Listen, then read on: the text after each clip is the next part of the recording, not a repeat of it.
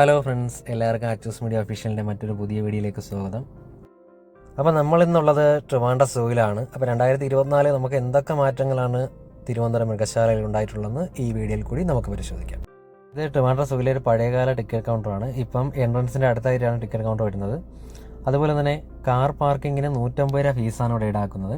നിങ്ങൾക്ക് അകത്തിടണ്ടെന്നുണ്ടെങ്കിൽ പുറത്തായിട്ട് ഇടാം. പുറത്ത് പക്ഷേ പാർക്കിങ്ങിൻ്റെ ഒരു പരിമിതി കുറവുണ്ട്. അതായത് ഇപ്പോൾ പേ പാർക്കിംഗ് ഒക്കെ ഉണ്ട്, കുറച്ച് ഡിസ്റ്റൻസിലൊക്കെയാണ്. അപ്പോൾ അതിനായിട്ട് കുറച്ച് 150 രൂപ ഫീസ് ആയാലും ഉള്ളിലോട്ട് ഇടുന്നതായിരിക്കും കുറച്ചുകൂടെ നല്ലത്. അപ്പോൾ ഇതിൻ്റെ ഉള്ളിലായിട്ട് തന്നെ നല്ലൊരു കാർ പാർക്കിംഗ് ഏരിയ പ്രൊവൈഡ് ചെയ്യുന്നുണ്ട്. നമുക്ക് വേണമെന്നുണ്ടെങ്കിൽ ഉപയോഗിക്കാം, അല്ലെന്നുണ്ടെങ്കിൽ പുറത്തായിട്ട് വണ്ടി ഇടാം. ഈ ഒരു കാണുന്ന ഒരു പാർട്ടാണ് നമ്മുടെ ആർട്ട് മ്യൂസിയത്തിൻ്റെ ഒരു പാർക്ക് ഏരിയ വരുന്നത്. അപ്പോൾ ഇവിടെയായിട്ട് ഒരുപാട് കുട്ടികൾ നിന്ന് കളിക്കുന്നുണ്ട്. ഞായറാഴ്ച ദിവസം കൂടിയാണ്. ഞായറാഴ്ച പൊതുവേ സൂവിലെ മ്യൂസിയത്തിൽ നല്ല തിരക്ക് അനുഭവപ്പെടുന്ന ഒരു ദിവസം കൂടിയാണ്. എസ്പെഷ്യലി തിങ്കളാഴ്ച അവധിയും കൂടിയാണ്. അപ്പം എല്ലാ തിങ്കളാഴ്ചയും സൂ അവധിയായിരിക്കും. പാർക്ക് മൃഗശാല ഏകദേശം 50 ഏക്കർ വിസ്തൃതിയിലാണ് സ്ഥിതി ചെയ്യുന്നത്. ഇന്ത്യ വംശജരും വിദേശ വംശജരായ ഏകദേശം 75ഓളം ജീവജാലങ്ങൾ ഇവിടെ സ്ഥിതി ചെയ്യുന്നുണ്ട്. സിംഹവാലൻ കുരങ്ങ്, കരിങ്കുരങ്ങ്, വരയാട്, കാണ്ടാമൃഗം, സിംഹം, കടുവ, വിവിധയിനം മാനുകൾ, സീബ്ര, കാട്ടുപോത്ത് തുടങ്ങിയ മൃഗങ്ങളും വിവിധയിനം പക്ഷികളും ഉരകങ്ങളുമാണ് ഇവിടുത്തെ അന്തേവാസികളായിട്ട് വരുന്നത്. ആ കാണുന്നതാണ് ഇവിടുത്തെ ഒരു ടീ കൗണ്ടർ. അതായത് എൻട്രൻസിൻ്റെ അടുത്തായിട്ട് കാണുന്ന ഒരു ടീ കൗണ്ടറാണ്. ഞാൻ നേരത്തെ സൂചിപ്പിച്ചാണ് ഒരു ഞായറാഴ്ച ദിവസം കൂടിയാണ്. അപ്പോൾ അത്യാവശ്യം നല്ല തിരക്കും കാര്യങ്ങളൊക്കെ ഉണ്ട്. ഇത് ആർട്ട് മ്യൂസിയത്തിലൂടെ വരുന്ന ഒരു എൻട്രൻസ് ആണ്. എൻട്രൻസിന് ആ ഒരു മ്യൂസിയം ഭാഗത്ത് തന്നെ അത്യാവശ്യം നല്ല തിരക്കും കാര്യങ്ങളൊക്കെ അനുഭവമുണ്ട്. ഒരുപാട് ഒരു ഫോട്ടോയൊക്കെ എടുക്കുന്നുണ്ട്. അപ്പോൾ ഈ ഒരു എൻട്രൻസ് ഭാഗത്ത് തന്നെ നമ്മൾ നോക്കിയാൽ കാണാം 3-4 കാറുകൾ ഓൾറെഡി തന്നെ ഇവിടെ പാർക്ക് ചെയ്തിട്ടുണ്ട്. ആർട്ട് മ്യൂസിയത്തിൻ്റെ ഒരു ബോർഡൊക്കെ ഇവിടെ കൊടുത്തിട്ടുണ്ട്. അപ്പോൾ ഞാൻ ജസ്റ്റ് ഇവിടുത്തെ ഒരു തിരക്കും കൂടി ഒന്ന് കാണിച്ചു തരാം. കണ്ടോ, അപ്പോൾ തിരിച്ച് ഇത് കണ്ടിട്ട് റിട്ടേൺ വരുന്ന ആൾക്കാരാണ്.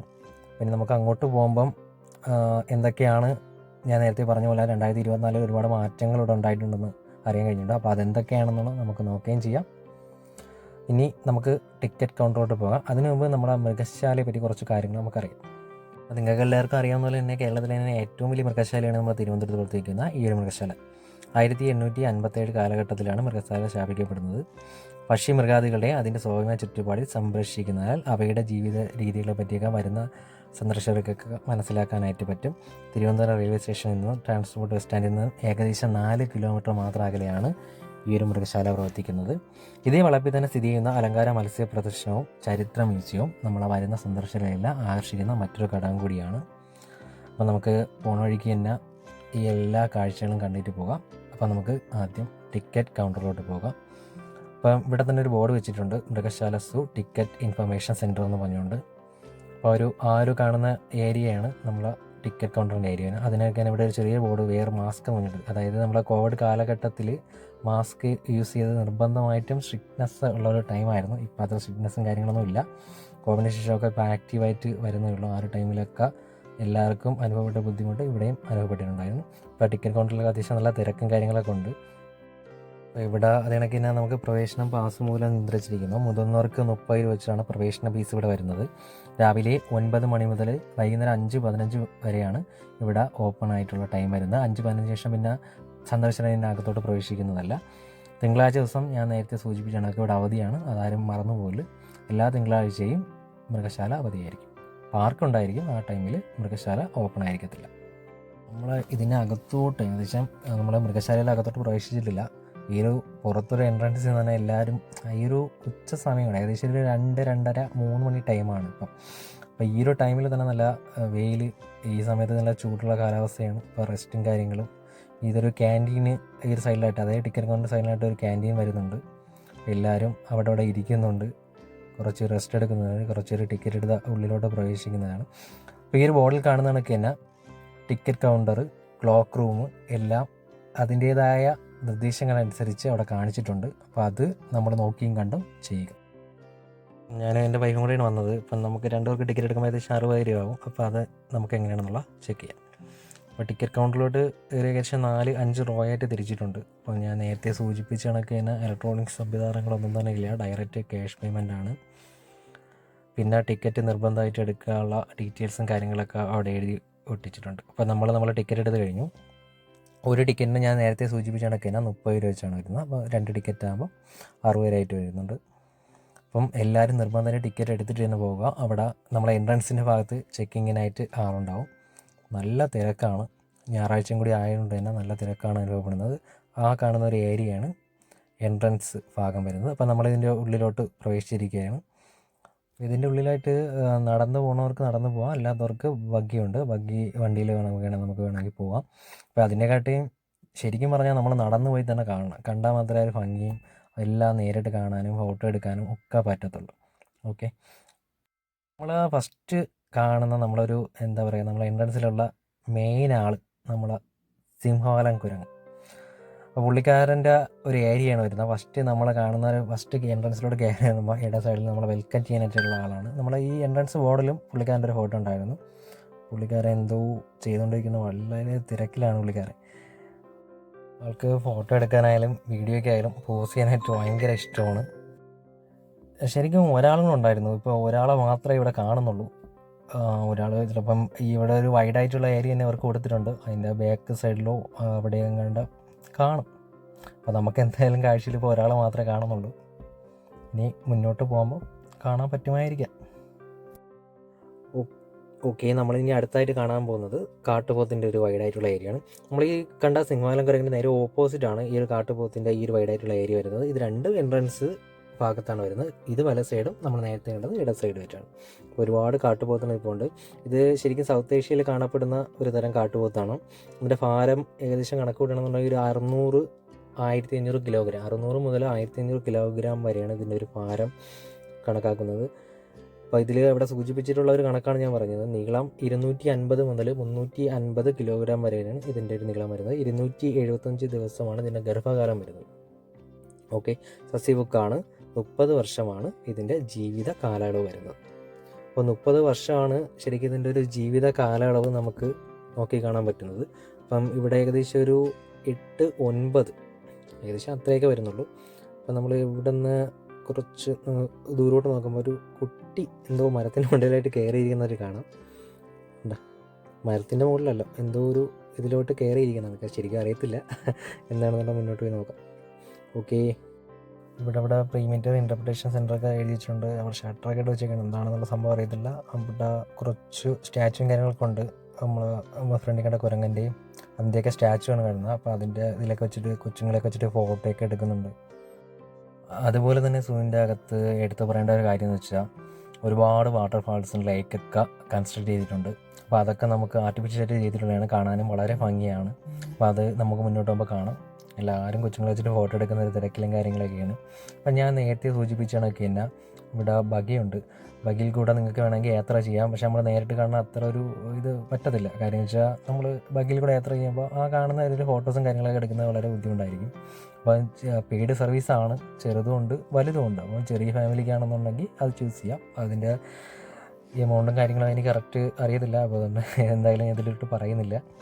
ഒരുപാട് ഒരുപാട് ഇനം വൃക്ഷങ്ങൾ ഇതിൻ്റെ അകത്തുണ്ട്. അതിൻ്റെ പേരെല്ലാം എഴുതി വെച്ചിട്ടുണ്ട്. അതിന് ഡീറ്റെയിൽ ആയിട്ട് ഇതിൽ ഞാനൊന്നും സൂചിപ്പിക്കുന്നില്ല. നമുക്കതിലൂടെ പ്രധാനമായിട്ട് അറിയുന്നുള്ള 2024 എന്തൊക്കെ മാറ്റങ്ങളാണ് ഇതിൻ്റെ ഉള്ളിൽ വന്നിട്ടുള്ളത്. അപ്പോൾ ഇവിടെ നല്ല ആൾ കുടിക്കുന്നുണ്ട്. അപ്പോൾ എന്താണെന്നുള്ളത് നോക്കാം. അങ്ങനെ മൂങ്ങയാണ്. അപ്പം ഇതിൽ കൂടെ ഇഷ്ടമെന്ന് ഞാൻ സൂം ചെയ്തിട്ട് നോക്കാം. ആളവിടെ നിൽപ്പുണ്ട്. അപ്പോൾ അതിൻ്റെ ഫോട്ടോയും കാര്യങ്ങളൊക്കെ എന്തൊക്കെയോ ഇങ്ങനെ വിറുവിറുക്കുന്ന രീതിയിൽ പറയുന്നുണ്ട്. അപ്പോൾ അവിടെ നിന്ന് ആൾക്കാരൊക്കെ ഇങ്ങനെ പറയുന്നുണ്ടായിരുന്നു. അതിൻ്റെ ഒരു പേര് വരുന്ന കലിച്ച് ഫെസൻ്റ് എന്ന് പറഞ്ഞുകൊണ്ടാണ് ഒരു പേര് വരുന്ന ആ ഒരു മയിലിൻ്റെ പേര് വരുന്നത്. എല്ലാത്തിനും അതിൻ്റേതായ പേരും കാര്യങ്ങളൊക്കെ ഉണ്ട്. അപ്പോൾ നമ്മൾ അത് ഇവിടെ ഒരു ബോർഡ് വെച്ചിട്ടുണ്ട്. നമുക്ക് തന്നെ ഡീറ്റെയിലും കാര്യങ്ങളുണ്ടെങ്കിൽ അതിലോട്ട് നോക്കാം. ഇപ്പോൾ ഇവിടെ ഒരു പേരറ്റ്, തത്തക്കുട്ടനുണ്ട്, ആമസോൺ തത്തയാണ്. അപ്പോൾ അത് നമുക്ക് എന്ത് ശാന്തനായിട്ട് ഇരിക്കണം ഇയാൾ. പക്ഷേ നമ്മൾ ഫോട്ടോയും കാര്യങ്ങളൊക്കെ എടുക്കുന്നുണ്ടെങ്കിൽ ആൾ അതേ കണക്ക് പോസ് ചെയ്ത് നിൽക്കുന്ന രീതിയിലാണ് നിൽക്കുന്നത്. ഓക്കെ, ഇത് നമ്മൾ ഇടത്തോട്ട് കിടക്കുന്ന വഴിയിലോട്ട് നമ്മൾ പോകില്ല. ദിസ് വേ എന്ന് എഴുതി വെച്ചിട്ടുണ്ട്. അകത്തോട്ടുള്ള വഴി എന്ന് പറഞ്ഞുകൊണ്ട് എഴുതി വെച്ചിട്ടുണ്ട്. അപ്പോൾ അതിനോട്ട് തന്നെ നമ്മൾ മാക്സിമം പോകാനായിട്ട് നോക്കുക. പിന്നെ നമുക്ക് അങ്ങനെ വഴിയായിട്ടുള്ള കാര്യമില്ല. കാരണം വെച്ചാൽ എല്ലായിടത്തും ബോർഡും കാര്യങ്ങളൊക്കെ വെച്ചിട്ട് കറക്റ്റ് നിർദ്ദേശം കാര്യങ്ങളെല്ലാം കൊടുത്തിട്ടുണ്ട്. അപ്പോഴെങ്കിലും വഴി തെറ്റിപ്പോകാനുള്ള ഇതില്ല. ആർട്ടിഫിഷ്യലായിട്ട് വെച്ചിട്ടുള്ള ഒരു പാറക്കൂട്ടം, അതായത് പാറ കണക്കത്തെ ഒരു ഇത് ആർട്ടിഫിഷ്യലായിട്ട് ചെയ്യും. ഒരുപാട് ആർട്ടിഫിഷ്യൽ കൺസ്ട്രക്ഷനൊക്കെ അതിൻ്റെ അകത്തുണ്ട്. അപ്പോൾ അതെല്ലാം നമുക്ക് ഈ വീഡിയോയിലോട്ട് പരിചയപ്പെടാം. അപ്പോൾ ഇവിടെ എന്താണ് സംഭവം എന്നുള്ളത് ഒന്നും കാണുന്നില്ല. ഇങ്ങനെ ഒരു വൈഡായിട്ടുള്ള ഏരിയ കൊടുത്തിട്ടുണ്ട്, കൺസ്ട്രക്ട് ചെയ്ത് പാറക്കൂടങ്ങൾ വെച്ചിട്ടുണ്ട്. അപ്പോൾ ഇതിൽ ഈ ഒരു ബോർഡിൽ കാണുന്നതെന്ന് വെച്ചാൽ ഹനുമാൻ കുരങ്ങാണ്. പക്ഷേ നമ്മളിവിടെ നോക്കിയിട്ട് ആളെ കാണാനില്ല. പക്ഷേ ഈ ഉള്ളിലോട്ട് കുറച്ച് അങ്ങോട്ട് കിടക്കുന്നുണ്ട്, പുള്ളിക്കാരൻ അങ്ങോട്ട് പോയത്. അപ്പോൾ ഈ ഒരു ഏരിയ ലെഫ്റ്റിലോട്ട് പോകുന്നതെന്ന് വെച്ചാൽ പക്ഷികളെ പറ്റി അറിയാനായിട്ടുള്ള ഒരു ഫുള്ള് വൈഡായിട്ടുള്ള ഏരിയയാണ്. അപ്പം ഇവിടെ എഴുതി വെച്ചിട്ടുണ്ട് പക്ഷികൾ പേഴ്സ് വന്നിട്ടുണ്ട്. നമ്മളെന്തായാലും അങ്ങോട്ട് പോകുന്നില്ല, നമ്മൾ നേരെ സ്ട്രൈറ്റ് ആയിട്ടാണ് പോകാൻ ഉദ്ദേശിക്കുന്നത്. ഇത് വൈഡായിട്ടുള്ള ഏരിയയാണ്, കുറച്ച് കാണാൻ കാര്യങ്ങളൊക്കെ ഉണ്ട്. അപ്പം ടൈമിൻ്റെ പ്രശ്നം കാരണം കുറച്ച് മുന്നോട്ട് പോയിട്ട് ബാക്കിയുള്ള കാര്യങ്ങളൊക്കെ നമുക്ക് വീഡിയോയിലൂടെ പരിചയപ്പെടാം. അപ്പം ഞാൻ ഇതിൽ കുറച്ച് മെയിനായിട്ടുള്ള കാര്യങ്ങൾ പറയാനായിട്ടായിരുന്നു. ഒന്നാമത്തെ കാര്യം എന്ന് വെച്ചാൽ പ്ലാസ്റ്റിക് ആയിട്ടുള്ള കാര്യങ്ങളൊന്നും ഇതിൻ്റെ ഉള്ളിലോട്ട് പ്രവേശിക്കുന്നത്. എൻട്രിയിൽ തന്നെ അതൊക്കെ ചെക്ക് ചെയ്തിട്ട് ക്ലോക്ക് റൂമിലോട്ട് മാറ്റും. അഥവാ നിങ്ങൾക്ക് ബോട്ടിൽ കൊണ്ടുപോകണമെന്നുണ്ടെങ്കിൽ നിശ്ചിത എമൗണ്ട് അടച്ചിട്ട് സ്റ്റിക്കർ ഒട്ടിച്ചേരും. ആ ബോട്ടിൽ അതേ കണക്ക് തിരിച്ച് കാണിച്ചു കൊടുത്താൽ, അതായത് നമ്മൾ റിട്ടേൺ കൊണ്ടുവരുമ്പോൾ കാണിക്കുകയാണെന്നുണ്ടെങ്കിൽ അത് തിരിച്ച് നമുക്ക് അതിൻ്റെ എമൗണ്ട് റിട്ടേൺ ബൈബാക്ക് ചെയ്യുന്നതായിരിക്കും. അപ്പോൾ നമ്മൾ ഈ കാണുന്നത് വെള്ളക്കോഴിയുടെ ഒരു കൂടാണ്. അപ്പോൾ ഇത് കറക്റ്റ് ഇത് വ്യൂ കിട്ടുന്നില്ല. അപ്പോൾ ഇനി അടുത്ത ഇത് വരുന്ന നക്ഷത്ര ആമയാണ്. അപ്പോൾ അതൊരു ഗ്ലാസ് പ്ലേസ് ചെയ്തിട്ട് അതിൻ്റെ ഉള്ളിലായിട്ടാണ് ഇട്ടേക്കുന്നത്. കറക്റ്റ് വ്യൂ നോക്കട്ടെ, സൂം ചെയ്തിട്ട് നോക്കാം. ഓക്കെ, ആള് രണ്ടുപേരുണ്ട്, ഒരു സൈഡിലായിട്ട് ഇങ്ങനെ വന്നിട്ട് കിടക്കുകയാണ്. ഓക്കെ, ജസ്റ്റ് ഒരു വാട്ടർഫാൾസിനൊക്കെ ആർട്ടിഫിഷ്യലായിട്ട് ചെയ്തിട്ടുള്ള ഇതുണ്ട്. അപ്പോൾ അതിൽ നിന്ന് നേരെ വാട്ടർ പൈപ്പ് വഴി എടുത്തിട്ട് മുകളിൽ സ്പ്രേ ചെയ്ത് ഒരു റെയിനി ആയിട്ടുള്ള ഒരു സിസ്റ്റം ചെയ്ത് വെച്ചേക്കാണ്. അപ്പം ഞാൻ ആ ഒരു വീഡിയോയിൽ നിങ്ങളെ സൂചിപ്പിച്ച കണക്ക് തന്നെ ഒരു പക്ഷികളാണ്, ബേഡ്സിൻ്റെ ഒരു ഏരിയയിലോട്ട് നമ്മൾ പോയിട്ടില്ല. നമ്മൾ ഈ മുകളിൽ നോക്കുമ്പോൾ തന്നെ നമുക്ക് ഈ ഒരു ഏരിയ കാണാൻ കഴിച്ചത്. അത് റൗണ്ട് സർക്കിൾ ചെയ്തിട്ട് വീണ്ടും ഈ ഒരു ഭാഗത്തോട്ട് നമ്മൾ എത്തിച്ചേരും. ഇതിൻ്റെ ഉള്ളിൽ തന്നെ ഒരുപാട് മരങ്ങൾ, കണക്കാണ് ലേക്ക്, കൺസ്ട്രക്ട് ചെയ്ത പാലങ്ങൾ ഒക്കെ ഉണ്ട്. അപ്പോൾ ആ ഒരു ബേഡ്സിൻ്റെ ഒരു ഏരിയയിലോട്ട് ഈ പാലമൊക്കെ പണിത് വെച്ചൊക്കെ നമുക്ക് കാണാനായിട്ട് പറ്റും. അപ്പോൾ ഇവിടെ എന്താണ് ആൾ കൂടിയിരിക്കുന്നത് നോക്കാം. ഇവിടെ നമ്മൾ പന്നിക്കരടി, തേൻകരടി എന്നൊക്കെ പറയും, അതിൻ്റെ ഒരു സെക്ഷനാണ്. ഇവിടെ 2 പേരാണ്, മുമ്പേ ഉള്ളതാണ്. അപ്പം 224 വലിയ ചേഞ്ചസ് ഒന്നും വന്നിട്ടില്ല. 2 പേരുണ്ട്. മണ്ണൊക്കെ മാന്തി കുഴിക്കുന്ന ഒരു തിരക്കിലാണ്. ഓക്കെ, ഒരാൾ അപ്പുറത്ത് ഇപ്പോൾ ഉണ്ട്. 2 പേരും, അതായത് നമ്മൾ വന്നപ്പോൾ തൊട്ട് 2 പേരും മണ്ണ് മാന്തണ ഒരു പരിപാടികളാണ്. മാന്തി കുഴിച്ചിട്ട് അതിൻ്റെ അത് കിടന്നുറങ്ങാനും കാര്യങ്ങളൊക്കെ ആയിരിക്കും. ഒരാൾ വരുന്നുണ്ട്, മറ്റൊരാളെ ബാക്കിലിട്ട് തട്ടുന്നുണ്ട്. ഓക്കെ, ഇനി നമുക്ക് ഒരുമിച്ച് മാന്താന്നുള്ള രീതിയിലായിരിക്കും സന്ദേശങ്ങൾ കൈമാറുന്നത്. ഓക്കെ,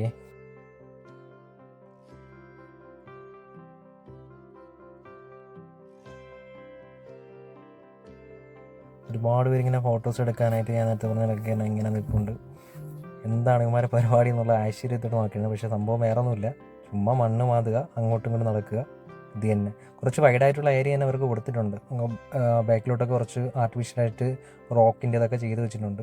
ഒരു കാടിൻ്റെ ഒരു വീതി, അതായത് നിലനിർത്താൻ വേണ്ടിയിട്ടാണ് ഈ കാര്യങ്ങളൊക്കെ അവിടെ എല്ലായിടത്തും ഇങ്ങനെ ചെയ്ത് വെച്ചിട്ടുള്ളത്. കൺസ്ട്രക്ട് ചെയ്ത എല്ലാം ഇത് കണക്കുള്ള ആർട്ടിഫിഷ്യലാണ് കൂടുതലായിട്ട് വരുന്നത്. പിന്നെ ഒരുപാട് മരങ്ങളും കാര്യങ്ങളൊക്കെ കൊണ്ട് ലേക്കൊക്കെ കാണാനായിട്ടുണ്ട്.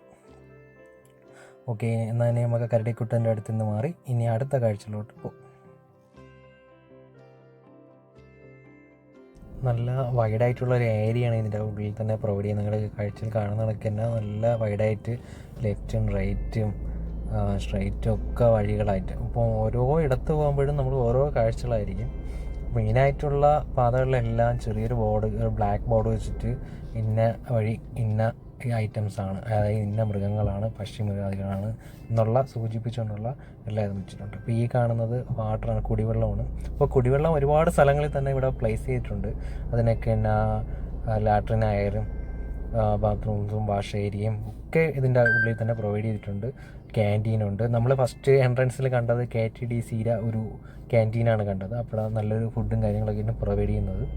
അപ്പോൾ ഈ ഒരു കാണുന്ന ഒരു ചെറിയൊരു ലേക്കാണ്. അപ്പോൾ ഈ ലേക്കിൻ്റെ ഉള്ളിൽ തന്നെ ഒരുപാട് പക്ഷികൾ. അപ്പോൾ ഇതിൽ ചെറിയ രീതിയിൽ തന്നെ നെറ്റും കാര്യങ്ങളൊക്കെ ചെയ്തിട്ട് അതായത് പക്ഷികളൊക്കെ പുറത്ത് പറന്ന് പോകാതിരിക്കാൻ വേണ്ടി നെറ്റും കാര്യങ്ങളൊക്കെ കൺസ്ട്രക്ട് ചെയ്തിട്ടുണ്ട്. അപ്പോൾ അതിൻ്റെ ഉള്ളിൽ വെച്ചിട്ടുണ്ട്. അപ്പോൾ ഈ ഒരു ഏരിയയിൽ വരുമ്പം നെറ്റും കാര്യങ്ങളൊന്നും കാണുന്നില്ല. അപ്പോൾ ഈ ഒരു ലേക്ക് ഓപ്പൺ ആയിട്ടാണ്. അപ്പോൾ അതിൻ്റെ ഉള്ളിൽ തന്നെ ഒരുപാട് പക്ഷികളും ഒക്കെ ഉണ്ട്. നമ്മൾ കാണുമ്പോൾ തന്നെ ഒരു കൊക്കിനെ കാണുന്നുണ്ട് ഈ ഒരു വ്യൂവിൽ. അപ്പം എല്ലാം അതിൻ്റേതായ ഒരു പ്ലേസിൽ പ്ലേസ് ചെയ്ത രീതിയിലാണ് ഇവിടെ കാണാൻ കഴിയുന്നത്. നല്ലൊരു അതായത് ഒരു അറ്റ്മോസ്ഫിയർ എന്ന് വെച്ചാൽ ഒരു കാട്ടിനുള്ളിൽ നിൽക്കുന്ന ഒരു അറ്റ്മോസ്ഫിയറാണ്. അതുപോലെ തന്നെ ഇവിടെ എഴുതി വെച്ചിട്ടുള്ള മെയിനായിട്ടുള്ള നിർദ്ദേശം എന്ന് വെച്ചാൽ മരങ്ങളെ ചില്ലകളൊക്കെ വീഴാനുള്ള ചാൻസ് ഉണ്ട്. അപ്പോൾ ഇത് നമ്മളൊരു കാട്ടിൻ്റെ ഉള്ളിൽ നിൽക്കുന്ന ഒരു പ്രതീതിയാണ് ഇതിൻ്റെ ഉള്ളിൽ ചെല്ലുമ്പോൾ തന്നെ. അപ്പം ഇതിൻ്റെ നമ്മൾ മുകളിലോട്ട് നോക്കുമ്പോൾ തന്നെ എല്ലാം ചില്ലകളിലൊക്കെ അടിയിൽ കൂടെയാണ് നമ്മൾ നടന്നു പോകുന്നത് തന്നെ. അപ്പം മെയിനായിട്ട് നമ്മൾ ശ്രദ്ധിക്കേണ്ട കാര്യം എന്ന് വെച്ചാൽ ചില്ലകളൊക്കെ തലയിൽ വന്ന് വീഴാനുള്ള ചാൻസ് ഉണ്ട്. അപ്പോൾ അത് നോക്കി നമ്മൾ തന്നെ നമ്മളത് ശ്രദ്ധിച്ച് കിടക്കുക. അപ്പം നമ്മൾ ഈ ഒരു കാഴ്ച കാണുന്നതെന്ന് വെച്ചാൽ ഹിപ്പോപ്പൊട്ടാമസ് ഇങ്ങനെ വെള്ളത്തിൽ കിടക്കുന്നതാണ്. എല്ലാവരും വെള്ളത്തിൽ കിടക്കണം, ഒരാൾ പോലും ഇല്ല. കാര്യം എന്ന് വെച്ചാൽ ഈ ഒരു ടൈം എന്ന് വെച്ചാൽ 2:45 3 മണി ടൈമാണ്. ഏകദേശം വെയിലിൻ്റെ ഒരു കാഠിന്യം കുറഞ്ഞൊരു ടൈമാണ്. എന്നാലും ഇപ്പോൾ കൂടുതലും ഇവർ ഈ ടൈമിൽ നമ്മൾ ചില നേരങ്ങളിലൊക്കെ ഇവിടെ പോകുന്ന ടൈമിൽ കരയ്ക്ക് നിൽക്കുന്ന ദൃശ്യങ്ങളൊക്കെ കണ്ടിട്ടുണ്ട്. പക്ഷേ ഇപ്പോഴെന്ന് വെച്ചാൽ എല്ലാവരും വെള്ളത്തിൽ കിടക്കുകയാണ്. ഈ ഒരു തണുപ്പും കാര്യങ്ങളൊക്കെ കിട്ടാനായിട്ട് വേണ്ടിയാണ് അവർ മെയിനായിട്ട് ഇങ്ങനെ വെള്ളത്തിൽ കിടക്കുന്നത്. അപ്പം ഈ ഒരു സൈഡ് അതായത് ഈ ഒരു ഏരിയനെ നല്ല വൈഡായിട്ട് ചെയ്തിട്ടുണ്ട്.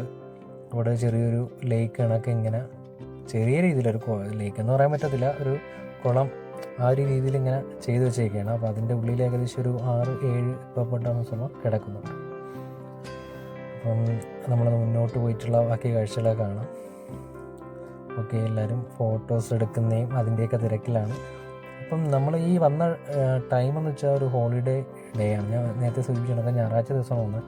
ഈ വന്ന ടൈമിൽ ഇത്ര തിരക്ക് ഇവിടെ അനുഭവമുള്ള കാര്യം എന്ന് വെച്ചാൽ ഈ സ്കൂള് ഞാൻ പറഞ്ഞില്ലേ, ഇതിൻ്റെ ഉള്ളിൽ തന്നെ കുട്ടികൾക്കായിട്ട് വിനോദസഞ്ചാരത്തിന് അവർക്ക് ഇതിൻ്റെ പറ്റി ആധികാരികമായിട്ട് പഠിക്കുന്നതിനും വേണ്ടി ഇതിൻ്റെ ഉള്ളിൽ തന്നെ സജ്ജീകരിച്ച വിദ്യാഭ്യാസ കേന്ദ്രങ്ങളായിട്ട് തന്നെ അതിൻ്റെ ഉള്ളിൽ തന്നെ ഉണ്ട്.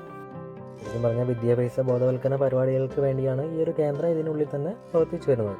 അധ്യാപകർക്കും വിദ്യാർത്ഥികൾക്കും വന്യജീവ സംരക്ഷണത്തിന് താല്പര്യമുള്ളവർക്കൊക്കെ ഈ ഒരു സേവനം ഇവിടെ നിന്ന് പ്രയോജനപ്പെടുത്താൻ കഴിയും. ഇതെന്ന് മാത്രമല്ല, പല സംസ്ഥാനങ്ങളിൽ നിന്നും പല സ്ഥലങ്ങളിൽ നിന്നും പഠനാവശ്യങ്ങൾക്കായിട്ട് തിരുവനന്തപുരം മൃഗശാലയിലേക്ക് ഒരുപാട് വിദ്യാർത്ഥികളെ കൊണ്ട് അധ്യാപകർ വരുന്നുണ്ട്. അപ്പോൾ നമ്മൾ ഇനി അടുത്ത കാണാൻ പോകുന്നത് മ്ലാവാണ്, കലമാൻ എന്ന് പറയും. അപ്പോൾ ഇത് ഇന്ത്യൻ ഉപഭൂഖണ്ഡം, അതിനൊക്കെ തന്നെ തെക്കൻ ചൈന, തെക്ക് കിഴക്കൻ ഏഷ്യ എന്നിവിടങ്ങളിലൊക്കെ കാണപ്പെടുന്ന ആളാണ് നമ്മുടെ മ്ലാവ്, കലമാന എന്ന് പറയുന്നത്. 100 മുതൽ 350 കിലോഗ്രാം വരെയാണ് ഇതിൻ്റെ ഭാരം. നീളം വന്നിട്ട് 1.6 മീറ്റർ മുതൽ 2.7 മീറ്റർ വരെയാണ് ഇതിൻ്റെ നീളം വരുന്നത്. പൊക്കം വരുന്നത് 1 മീറ്റർ മുതൽ 1.6 മീറ്റർ വരെയാണ് ഇതിൻ്റെ പൊക്കം കാണുന്നത്. അതേപോലെ തന്നെ ഇതിൻ്റെ ഗർഭകാലം എന്ന് പറയുന്നത് 9 മാസമാണ് ഇതിൻ്റെ ഒരു ഗർഭകാലം വരുന്നത്.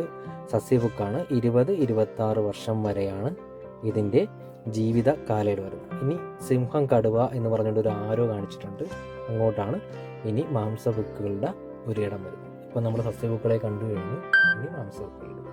അപ്പോൾ അതിന് മുന്നേ ആയിട്ട് നമുക്ക് ഒരാളെ പരിചയപ്പെടുന്നത് കൃഷ്ണമൃഗം.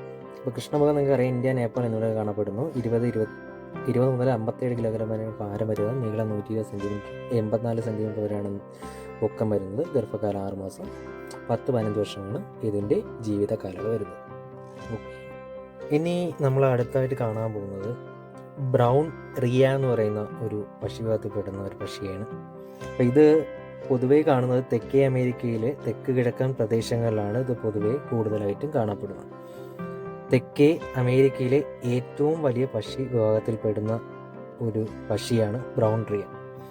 ആൺ പക്ഷി കൂട് നിർമ്മിക്കുന്നു. 7-10 ദിവസത്തിനുള്ളിൽ പെൺപക്ഷി 5 വരെ മുട്ടകൾ കൂട്ടി നിക്ഷേപിക്കുന്നു. ആൺപക്ഷി മുട്ടയ്ക്ക് അടയിരിക്കുന്നു. മുട്ട വിരിയാൻ 38-40 ദിവസം വരെയാണ് എടുക്കുന്നത്.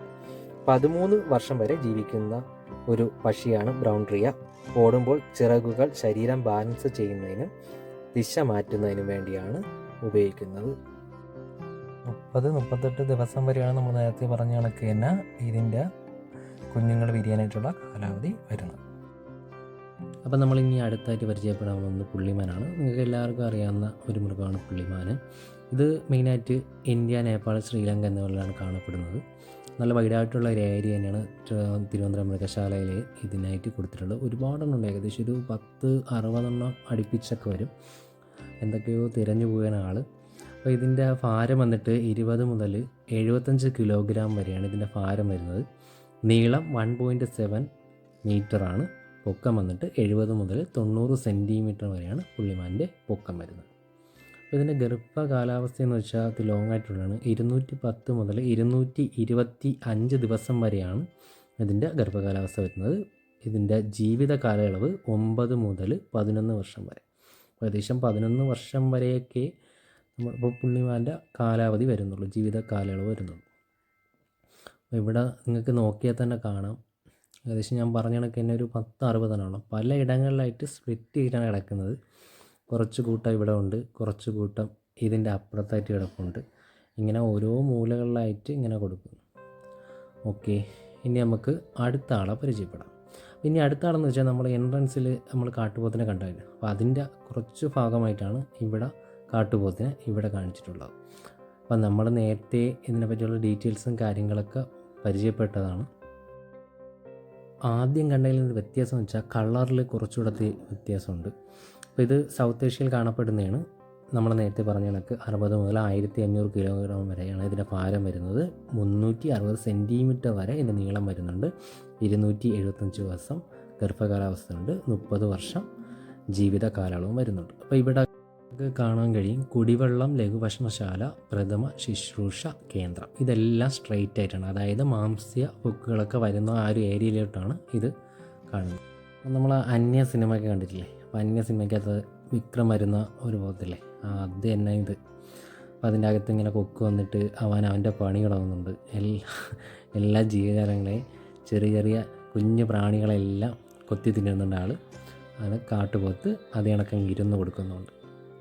ഓക്കെ, ഇനി നമുക്ക് അടുത്ത ആളെ പരിചയപ്പെടാം. അപ്പോൾ നമ്മൾ കുറച്ചുകൂടെ മുന്നോട്ട് പോകുമ്പോൾ ഒരു ലയൻ്റെ സ്റ്റാച്ചു കൂടെ മേക്ക് ചെയ്ത് വെച്ചിട്ടുണ്ട്. അത് അതിൻ്റെ ഫ്രണ്ടിൽ നിന്നൊക്കെ ഒരുപാട് ഒരു ഫോട്ടോയൊക്കെ എടുക്കുന്നുണ്ടായിരുന്നു. വളരെ ഭംഗിയാണ് കാണാനൊക്കെ. അപ്പം ഈ ഒരു ഏരിയയിൽ ഇവിടെ തന്നെ ഒരു ചെറിയ ക്യാൻറ്റീനും കാര്യങ്ങളൊക്കെ വരുന്നുണ്ട്. അവിടെ ഒരുപാട് ആൾക്കാരൊക്കെ ഇങ്ങനെ കൂടിയിരിക്കുന്നുണ്ട്. പിന്നെ അത്യാവശ്യം നല്ല തണലും കാര്യങ്ങളൊക്കെ ഉള്ളതാണ്. അപ്പോൾ ഇവിടെ നമ്മൾ ഈ ഒരു ഏരിയയൊക്കെ എടുക്കുമ്പോൾ തന്നെ അത്യാവശ്യം നല്ല തളർന്നിട്ടുണ്ടാവും. ഇത് ടീ അതിനൊക്കെ തന്നെ ചെറിയ കുടിവെള്ളം അങ്ങനെയൊക്കെ കൊടുക്കുന്ന പെയ്ഡാണ്. അപ്പോൾ ആ ഒരു ഏരിയയാണ്. പിന്നെ നമ്മൾ ഈ ലെഫ്റ്റിലോട്ട് കുറച്ച് ഏരിയസ് ഉണ്ട്. അപ്പം സിംഹത്തിൻ്റെ ഒരു പടവും കാര്യങ്ങളൊക്കെ അവിടെ കൊടുത്തിട്ട് ആരോ മാർക്കൊക്കെ കാണിച്ചിട്ടുണ്ട്. ഇനി നമുക്ക് കുറച്ചുകൂടെ മുന്നോട്ട് പോയിട്ട്, അപ്പം ഈ ഒരു ഭാഗം ഈ ഒരു ഗ്രില്ല് പ്ലേസ് ചെയ്ത ഭാഗത്താണ് മാംസ്യബുക്കുകൾ കൂടുതലായിട്ട് കാണുന്നത്. അതിനെക്കുറിച്ച് താഴെയായിട്ട് നമ്മുടെ പുലിക്കുട്ട ഉണ്ടായിരുന്നു, പക്ഷേ ഇന്ന് പുലിക്കുട്ടിനെ കണ്ടില്ല. അവിടെ ഒരു ചെറിയ ഗുഹയ്ക്ക് ഉള്ളിൽ അകത്ത് വരുന്നത്, അപ്പോൾ പുറമേ കാണാൻ പറ്റത്തില്ല, അതുകൊണ്ടൊന്നും ഷൂട്ട് ചെയ്തില്ല. അപ്പോൾ ഈ കാണുന്നതാണ് നമ്മളെ വെള്ളക്കട. ഇവിടെ ഒരു പ്രായമായിട്ടുള്ള ഒരു സിംഹം ഉണ്ടായിരുന്നു, ഏകദേശം ഒരു 21 വർഷം ആയിട്ടുള്ള പുള്ളിക്കാരൻ. ഈയിടെയൊക്കെയാണ് മരണപ്പെട്ട. ന്യൂസിലും കാര്യങ്ങളൊക്കെ നിങ്ങൾ അറിഞ്ഞു കാണുമെന്ന് വിചാരിക്കുന്നു. അപ്പോൾ ഇതാണ് വെള്ളക്കട. ആൾ അങ്ങോട്ടും ഇങ്ങോട്ടും ഒരേ നടത്തണം വന്നപ്പോൾ തൊട്ട്. ഒരു ടെറർ മൈൻഡൊക്കെ ചെറുതായിട്ടുണ്ട്. ഒരേ കണക്ക് അങ്ങോട്ടും ഇങ്ങോട്ടും നടക്കുക ആൾ. ഓക്കെ, നമുക്കിനി അടുത്ത ആളെ പരിചയപ്പെടാം. കുറച്ചുകൂടെ മുന്നോട്ട് പോയിട്ട് ഇനി ആരാണുള്ളതെന്നുള്ളത് നോക്കാം. എല്ലാവരും അവിടെ ഓരോ സൈഡിലായിട്ട് ഗ്രില്ല് പ്ലേസ് ചെയ്തിട്ടുള്ള അതിൻ്റെ അകത്ത് ആരാണെന്നൊക്കെയുള്ള നോക്കണം. അപ്പോൾ ഇവിടെ ഒരു സിംഹത്തിൻ്റെ ബോർഡൊക്കെ വെച്ചിട്ടുണ്ട്. ഇന്ത്യയിലെ ഗിർ വനങ്ങളിൽ കാണപ്പെടുന്നു, ഭാരം, കിലോഗ്രാം, നീളം അങ്ങനെയൊക്കെ കാണിച്ചിട്ടുള്ള ഒരു ബോർഡും വെച്ചിട്ടുണ്ട്.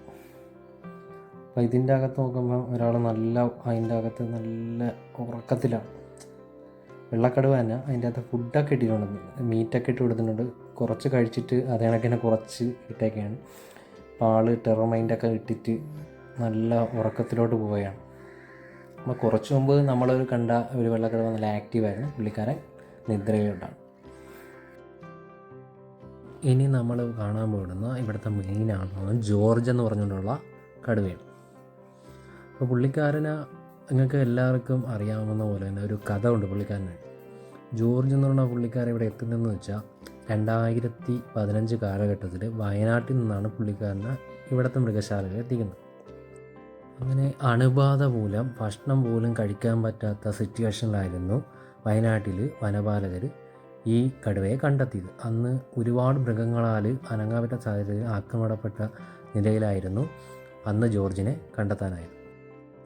ഒടുവിൽ ഭക്ഷണം പോലും കിട്ടാൻ പറ്റാത്ത സാഹചര്യം ആയപ്പോൾ ജോർജ് ഭക്ഷണം തേടി നാട്ടിലിറങ്ങി. നാട്ടിൽ മൃഗങ്ങളെയും വളർത്തുമൃഗങ്ങളെയും ഒക്കെ പിടിച്ച് ഭീതി പരത്തുന്ന സാഹചര്യത്തിൽ വനപാലകർ വന്നിട്ട് മയക്കുവെടി വെച്ചാണ് ജോർജിനെ പിടികൂടുന്നത്. അങ്ങനെ ജോർജ് നമ്മളെ തിരുവനന്തപുരം മൃഗശാലയിൽ എത്തിച്ചേരുകയായിരുന്നു. അങ്ങനെ ഇവിടെ വന്ന ഒരു ഫ്രാൻസുകാരി ഇവൻ്റെ അതിജീവനത്തെ പറ്റി ഒരു നോവൽ തയ്യാറാക്കുകയും ഫ്രാൻസിൽ അത് അവിടുത്തെ മൃഗസംരക്ഷണവുമായിട്ട് ബന്ധപ്പെട്ട് അത് പബ്ലിഷ് ചെയ്യുകയും അങ്ങനെ വയനാടിൽ മരണത്തോട് മല്ലടിച്ച് കിടന്ന നമ്മളെ ജോർജ് ലോകം അറിയപ്പെടുന്ന ഒരാളായിട്ട് നമ്മളെ തിരുവനന്തപുരം മൃഗശാലയിൽ ഇപ്പോഴും ഉണ്ട്. ആള് നമ്മൾ വിചാരിച്ചല്ല ഒരു ടെറർ മൈൻഡുള്ള ഒരാളാണെങ്കിലും ഇപ്പം ഇവിടെ വൈഡായിട്ടുള്ള ഒരു ഏരിയ തന്നെയാണ് തിരുവനന്തപുരം മൃഗശാലയിൽ ജോർജിന് വേണ്ടി കൊടുത്തിട്ടുള്ളത്. അപ്പോൾ നമ്മൾ അടുത്തായിട്ട് കാണുന്നത് നീലക്കാളയാണ്. നീലക്കാള എന്ന് പറയുമ്പോൾ ഏഷ്യയിലെ കാണപ്പെടുന്ന ആൻറ്റിലോപ്പുകളിൽ ഏറ്റവും വലുതാണ്. പ്രായപൂർത്തിയായ ആൺ നീലക്കാള നീലകിടന്ന ചാര നിറത്തിൽ കാണപ്പെടുന്നു. ഓക്കെ, അതുപോലെ തന്നെ ഭാരതത്തിൽ ഹിമാലയ പർവ്വത താഴ്വരയിൽ നിന്നും തെക്ക് മൈസൂർ വരെ കാണപ്പെടുന്ന ഒരിനം മൃഗമാണ് നീലക്കാള. അപ്പം ഈ കാണുന്ന ഏരിയ എന്ന് വെച്ചാൽ നമ്മളെ പേരിട്ട് തത്തയുടെ ഒരു വൈഡായിട്ടുള്ള ഏരിയയാണ് ഗ്രില്ല് പ്ലേസ് ചെയ്തിട്ട് കൊടുത്തിട്ടുള്ളതാണ്. ഇവിടെ നല്ല ശബ്ദവും കാര്യങ്ങളൊക്കെയാണ്. ഞാനിത് മ്യൂട്ട് ചെയ്തിട്ട് വെച്ചിട്ടുണ്ടാണ് നിങ്ങൾക്കത് കേൾക്കാൻ പറ്റാത്ത. ശരിക്കും പറഞ്ഞാൽ വൈഡായിട്ടുള്ളൊരു ഏരിയയാണ്. അതിനൊക്കെ തന്നെ നല്ലൊരു ഫീലാണ് ഇതിൻ്റെ അടുത്തെത്തുമ്പോൾ തന്നെ. ഞാൻ ഈ പറഞ്ഞ കാര്യങ്ങൾ ഈ ഒരു ബോർഡിൽ കണ്ടിട്ടാണ് എല്ലാ ഡീറ്റെയിൽസും പറഞ്ഞത്. അല്ലാതെ എനിക്ക് ആധികാരികമായിട്ട് ഇതിനെപ്പറ്റി ഒന്നും അറിയത്തില്ല. അപ്പോൾ നിങ്ങളിലേക്ക് എത്തിക്കാൻ വേണ്ടി ആധികാരികമായിട്ട് പറഞ്ഞെന്നുള്ളൂ. അപ്പോൾ അതിന് നോർമലി ഉള്ള വോയിസ് മ്യൂട്ട് ചെയ്തിട്ട് വോയിസ് ഓവർ കൊടുത്തതാണ്. അപ്പോൾ ഈ കാണുന്നൊരു സത്യം എന്ന് വെച്ചാൽ നമ്മളൊരു സൗണ്ടും കാര്യങ്ങളൊക്കെ ഇമിറ്റേറ്റ് ചെയ്യും. അത് 1-2 ടൈപ്പുകളുണ്ട്. അപ്പോൾ ഈ കാണുന്നതാണ് മുള്ളം പന്നി. അത് ഗ്ലാസ്സിന് ഉള്ളിലായിട്ടാണ് പ്ലേസ് ചെയ്തിട്ടുള്ളത്. അപ്പോൾ നമുക്ക് പുറമെ വിഷ്വൽസൊക്കെ എടുക്കുമ്പോൾ ഒരു ഫെയ്ഡായിട്ടുള്ള കാര്യങ്ങളായതുകൊണ്ട് അകത്തോട്ടുള്ളതൊന്നും നമുക്ക് കറക്റ്റായി കാണാൻ കഴിയത്തില്ല. എന്നാലും അവിടെ ഇവിടെ സൈഡിലായിട്ട് മുള്ളംപന്നിയുണ്ട്. ശരിക്കും അത് നിങ്ങൾക്ക് കാണാൻ പറ്റുന്നുണ്ടോ എന്ന് എനിക്കറിയത്തില്ല. ഇനി നമ്മൾ പോകുന്നതിന് ഒരു അടിപൊളി പ്ലേസാണ്. ഇതാണ് നമ്മളെ ബട്ടർഫ്ലൈ പാർക്ക് മൃഗശാലയിലെ ചിത്രശലഭ പാർക്ക്. ഓക്കെ, ഇതിൻ്റെ അകത്ത് കിട്ടുമ്പോൾ നല്ല അടിപൊളി ഒരു ഫീലാണ്. കാര്യം വെച്ചാൽ ഇതിപ്പോൾ ഓപ്പൺ ചെയ്തതെന്ന് വെച്ചാൽ 2021 ലാസ്റ്റായിട്ടാണ് ഇത് ഓപ്പൺ ചെയ്തത്. പുതുതായിട്ട് കൺസ്ട്രക്ട് ചെയ്ത ഒരു ഏരിയയാണ്. നമ്മൾ ശരിക്കും ഒരു കാട്ടിനുള്ളിൽ നിൽക്കുന്ന കണക്കാണ് ഇതിൻ്റെ ഉള്ളിലോട്ട് കയറുമ്പോൾ ഒരു ഫീല്. ഇതിൻ്റെ അകത്ത് ഉള്ളിൽ തന്നെ ആർട്ടിഫിഷ്യലായിട്ട് ഒരുപാട് കാര്യങ്ങൾ ചെയ്തിട്ടുണ്ട്. ചിത്രശലഭങ്ങളുടെ ശരിക്കും ഒരുപാട് ഇനം ചിത്രശലഭങ്ങളുണ്ട്. അതൊരു ബോർഡ് പ്ലേസ് ചെയ്തിട്ട് അതിൻ്റെ ഡീറ്റെയിൽസും കാര്യങ്ങളൊക്കെ തന്നെ ഇവിടെ കൊടുത്തിട്ടുണ്ട്. ഞാനിത് മ്യൂട്ട് ചെയ്തുകൊണ്ട് നിങ്ങൾക്ക് സൗണ്ടൊന്നും കേൾക്കാൻ പറ്റത്തില്ല. ഇതിൻ്റെ അത് നല്ല സൗണ്ടാണ്. മയിലും തത്തകളൊക്കെ പോകുന്ന ഒരു പ്രത്യേക തരം ഒരു ഫീലും ഒരു സൗണ്ടൊക്കെയാണ്. അപ്പോൾ ഇത് ആർട്ടിഫിഷ്യലായിട്ട് ചെയ്തിട്ടുള്ള ഒരു വെള്ളച്ചാട്ടമാണ്. നല്ലൊരു വാൾക്ക് വേ ഒക്കെ ചെയ്തിട്ടുണ്ട്. അതിനൊക്കെ ആർട്ടിഫിഷ്യലായിട്ടൊരു വാട്ടർഫാൾ ഇതിൻ്റെ സൈഡിലായിട്ട് ചെയ്തിട്ടുണ്ട്. പിന്നെ ഇതിനൊക്കെ മുമ്പോട്ട് പോയിട്ട് ബാക്കിയുള്ള കാര്യങ്ങൾ എന്തൊക്കെയാണെന്ന് പറഞ്ഞാൽ ഈ വാൾക്ക് വേക്ക് ഇവിടെ ഇടതും സ്ട്രെയിറ്റുമായിട്ട് ഇങ്ങനെ 2 വഴികളായിട്ടാണുള്ളത്. പിന്നെ അവിടെ നിന്ന് സർക്കിൾ അടിച്ച് ബാക്ക് വീണ്ടും റിട്ടേൺ വരികയാണ്. നല്ലൊരു വാട്ടർഫാളാണ് കാണുന്നത്. ഇത് വെള്ളം സ്പ്രേ ചെയ്തിട്ട് മുകളിലോട്ട് ചെയ്യുന്നത്. അതായത് ഒരു റെയിനി ഒരു സിറ്റുവേഷൻ അതിൻ്റെ അകത്ത് ക്രിയേറ്റ് ചെയ്യാനായിട്ട് ആർട്ടിഫിഷ്യലായിട്ട് കൺസ്ട്രക്ട് ചെയ്ത ഒരു ഏരിയയാണിത്. ഓക്കെ, ഇതിൻ്റെ ഉള്ളിൽ തന്നെ ഒരുപാട് ചെടികളും പൂക്കളും ഒക്കെ ഉണ്ട്. അതിനൊക്കെ തന്നെ മയിൽ, തത്ത, ചിത്രശലഭങ്ങൾ. അപ്പോൾ ഇവിടെ ഒരു ബോർഡ് അങ്ങ് ദൂരെയായിട്ട് പ്ലേസ് ചെയ്തിട്ടുണ്ട്. അപ്പം ഒരു ഏകദേശം 60 ഇനത്തോളം ബട്ടർഫ്ലൈസ് ഇതിൻ്റെ ഉള്ളിലുണ്ടെന്നാണ് പറയുന്നത്.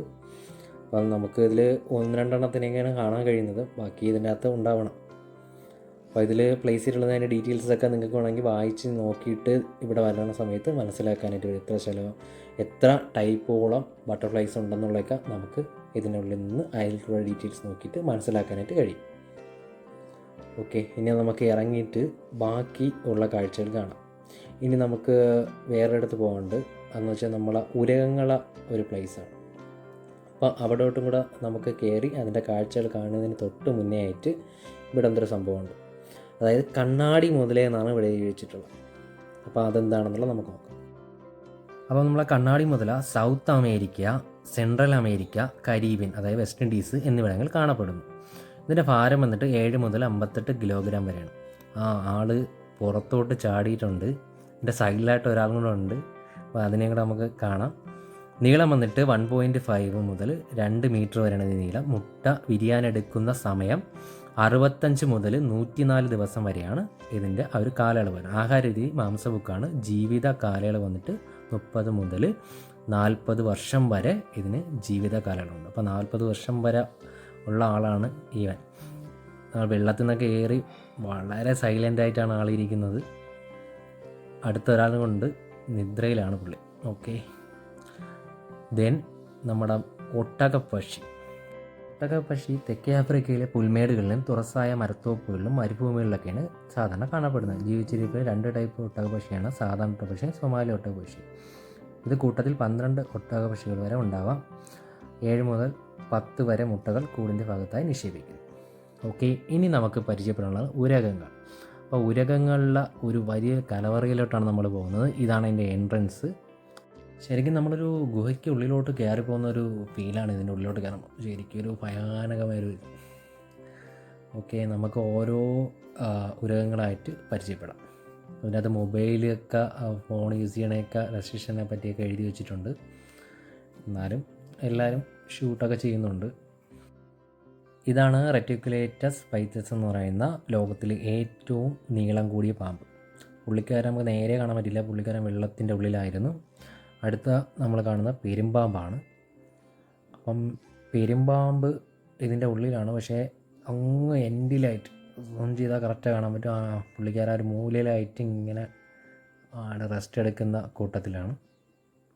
നമുക്ക് ഒരുപാട് കാണാനുണ്ട്. അപ്പം ഇനിയിപ്പോൾ അടുത്തായിട്ട് മൂർഖനാണ്. എല്ലാവർക്കും സുപരിചിതനായ ഒരാളാണ് മൂർഖൻ. അപ്പോൾ മൂർഖൻ അതിൻ്റെ ഒരു തടിയുടെ ഇടയിലായിട്ട് ഇങ്ങനെ കിടക്കുകയാണ്. ആൾ ഫുള്ള് റെസ്റ്റും കാര്യങ്ങളായിട്ട് ഇങ്ങനെ കിടക്കുകയാണ്.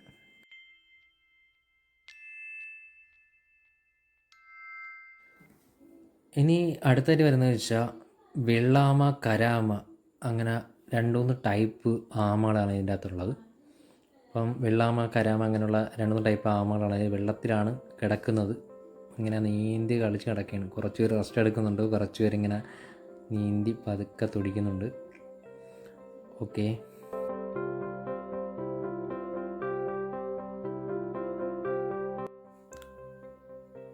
ഇനി അടുത്തായിട്ട് വരുന്നതാണ് കാട്ടുപാമ്പ്. അപ്പോൾ കാട്ടുപാമ്പിനെ കുറിച്ച് ഇവിടെ ഒരാൾ എക്സ്പ്ലെയിൻ ചെയ്യുന്നുണ്ട്. ദാ കിടക്കുന്ന ആൾ ഒന്ന് കുറച്ചപ്പുറത്തായിട്ട് ഒരെണ്ണം കിടപ്പുണ്ട്, അതിൻ്റെ അപ്പുറത്തോട്ട് ഒരു 2-3 കിടപ്പുണ്ട്. ഇങ്ങനെ സാധാരണ ഈ മരത്തിലൊക്കെ എൻ്റെ ചുറ്റി പറഞ്ഞ് കിടക്കുന്നത്. ഇപ്പോൾ സൈഡിലായിട്ട് റെസ്റ്റ് എടുക്കുകയായിരിക്കും. ഓക്കെ, ഇനി അടുത്തായിട്ട് വരുന്നതാണ് നമ്മുടെ ഇരുതലമൂരി. അപ്പോൾ ഇരുതലമൂരി ബോർഡൊക്കെ വെച്ചിട്ടുണ്ട്, പക്ഷേ ഉള്ളിൽ ആരെയും കാണാനില്ലായിരുന്നു. അപ്പോൾ കാണാൻ കഴിഞ്ഞില്ല. ഇതാണ് റെഡ് ഇയേഡ് സ്ലൈഡർ. ഇതൊരു വെറൈറ്റി ഒരു ആമയാണ്. അതിൻ്റെ ഇയർ കണ്ടോ, ഒരു റെഡ് കളറാണ്. അപ്പോൾ അതുകൊണ്ടാണ് ഈ ഒരു പേര് അതിന് വന്നേക്കുന്നത്.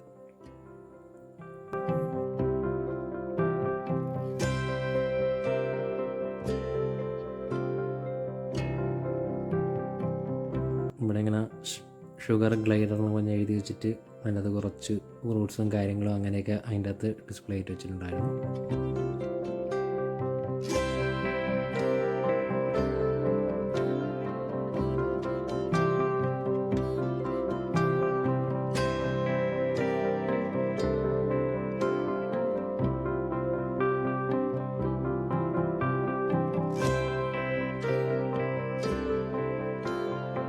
ഇനി നമ്മൾ കാണാൻ പോകുന്ന 3 തരം പാമ്പാണ്. വില്ലൂന്നി, പച്ചക്കണ്ണൻ, നാഗത്താൻ പാമ്പ്. അപ്പോൾ ഇതിങ്ങനെ ഒരു തടി കൂടെ ഇങ്ങനെ മുകളിലോട്ട് പോകുന്നുണ്ട്. ഇതാണ് നാഗത്താൻ പാമ്പ്. അപ്പോൾ ആൾ വളരെ ശാന്ത സ്വഭാവമുള്ള ഒരാളാണെന്ന് തോന്നുന്നു കണ്ടിട്ട്. ഇനി അടുത്തൊരു ചേരയാണ്. നമ്മൾ നാട്ടുമുറകളിൽ കണ്ടുവരുന്ന സാധാരണ ടൈപ്പ് ചേരയാണ്. ഒരു 3-4 ഉണ്ട് അതിൻ്റെ അകത്ത് കിടപ്പുണ്ട്. ഇനി നമ്മൾ കാണാൻ പോകുന്നത് ഇന്ത്യൻ കോബ്ര, മൂർഖൻ. ആളെ നോക്കട്ടെ, ആളിങ്ങനെ തടിയുടെ ഇടയിൽ ചുറ്റി പണഞ്ഞ് കിടക്കുകയാണ്. പിന്നെ വേറെ കാര്യം എന്ന് വെച്ചാൽ നമ്മൾ ഒരുപാട് ഈ ഉരകങ്ങൾ വെച്ച് ബോർഡ് വെച്ചിട്ട് എൻട്രീൻ്റെ അകത്ത് കൂട്ടത്തിൽ വന്നിട്ട് കയറാതെ കൊണ്ട് കാരണം വെച്ചാൽ പേടിച്ചിട്ടാണ്. ഭയമുള്ളവർ ഇതിൻ്റെ അകത്തോട്ട് കയറുന്നില്ല. പിന്നെ കുട്ടികൾക്ക് ഇൻട്രസ്റ്റ് ആണ്. ഇതാണ് ഗ്രീൻ അനാർക്കൊണ്ട. ഈ ഗ്രീൻ അനാർക്കൊണ്ട 2009 കാലഘട്ടത്തിൽ നമ്മുടെ വാവാ സുരേഷ് ഇവിടെ പിടിച്ചുകൊണ്ട് വന്ന് വാവാ സുരേഷാണ് ഈ ഒരു കൂട്ടിനകത്ത് പ്ലേസ് ചെയ്തത്. അപ്പം ഇതിൻ്റെ അകത്ത് അനാർക്കൊണ്ട, അതിനൊക്കെ പിന്നെ കിങ് കോബ്ര ഇങ്ങനെയുള്ളതിനാണ് കണ്ണാടി കൂട്ടിൻ്റെ അകത്ത് പ്ലേസ് ചെയ്തിട്ട് AC എയർ കണ്ടീഷൻ കണക്ഷൻ വെച്ചിട്ടാണ് ചെയ്യുന്നത്. കാരണം വെച്ചാൽ ഇവർക്ക് എയർ കണ്ടീഷൻ്റെ അത്യാവശ്യം ഉള്ളത് കൊണ്ടാണ് അങ്ങനെ ചെയ്തേക്കുന്നത്. അപ്പോൾ ഇവിടെ പറയുന്നത് ചോദിച്ചാൽ പറയാൻ കഴിയുന്നത് വെച്ചാൽ 11 മണി മുതൽ ഏകദേശം ഒരു 5 മണി വരെ എയർ കണ്ടീഷൻ കണ്ടിന്യൂസ്ലി പ്രവർത്തിച്ചുകൊണ്ടിരിക്കും. അപ്പോൾ ഈ ഒരു കാലാവസ്ഥ, ഇപ്പോഴത്തെ ചൂടും പ്രത്യേകിച്ച് ഈ ഒരു കാലാവസ്ഥയിലൊന്നും ഇവർക്ക് പിടിച്ചിരിക്കാൻ പറ്റത്തില്ല. അതുകൊണ്ടാണ് ഈ ഒരു കൂളായിട്ടുള്ള ഒരു അറ്റ്മോസ്ഫിയറിൽ ഇവരെ പ്ലേസ് ചെയ്തിട്ടുള്ളത്. ഈ കിങ് കോബ്രേനെയും അതുകണക്ക് അനാർക്കൊണ്ടേനെയും മാത്രമാണ് ഈ എയർ കണ്ടീഷണർ വേയിൽ ഇവിടെ പ്ലേസ് ചെയ്തിട്ടുള്ളത്. വളരെ ഡേഞ്ചറസ് ആയിട്ടുള്ളതാണ്. നമ്മളെ മൃഗശാലയിൽ ഏകദേശം ഒരു 4-5 വർഷം മുന്നേ ഒരാളെ കൊത്തി കൊന്നിട്ടുണ്ട്. പുള്ളിക്കാരൻ ഫുഡ് കൊടുക്കാൻ വന്ന സമയത്ത് കയ്യിൽ കുത്തുകയാണ് ചെയ്തത്. അപ്പം ഗ്ലാസ്സൊക്കെ തുറന്നു കിടന്നാലൊക്കെ സിറ്റുവേഷനിലൊക്കെ സന്ദർശകർ വളരെ കെയറായിട്ട് വേണം ഇതിൻ്റെ അകത്ത് ഫോട്ടോഷൂട്ടും മറ്റു കാര്യങ്ങളൊക്കെ ചെയ്യാനുള്ളത്. അപ്പം അതാണ് നാഗത്താൻ പാമ്പ്. അപ്പോൾ ഇതിൻ്റെ ഉരകങ്ങളുടെ കാഴ്ചകളെല്ലാം കഴിഞ്ഞിരിക്കുന്നത്. നമ്മൾ പുറത്തോട്ട് ഇറങ്ങുമ്പോൾ നമ്മുടെ ദേശീയ പക്ഷിയായ മയിലാണ് അവസാന കാഴ്ചയായിട്ട് കാഴ്ച ബംഗ്ലാവിൽ വരുന്നത്.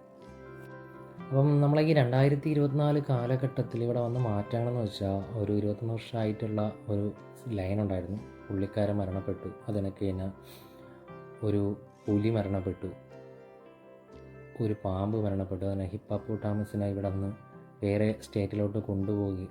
അങ്ങനെ കുറച്ച് മാറ്റങ്ങളൊക്കെയാണ് വന്നിട്ടുള്ളത്. അത് പ്രത്യേകിച്ച് മാറ്റങ്ങളോ കാര്യങ്ങളൊന്നും ഉണ്ടായിട്ടില്ല. ഓക്കെ, അപ്പോൾ ഇതാണ് മൃഗശാലയിലെ 2024 വിശേഷങ്ങളും കാഴ്ചകളും. അപ്പോൾ എല്ലാവർക്കും വീഡിയോ ഇഷ്ടപ്പെട്ടിട്ടുണ്ടെന്നുണ്ടെങ്കിൽ ഉറപ്പായിട്ടും ചാനൽ സബ്സ്ക്രൈബ് ചെയ്യുക, സപ്പോർട്ട് ചെയ്യുക. Okay, thank you so much.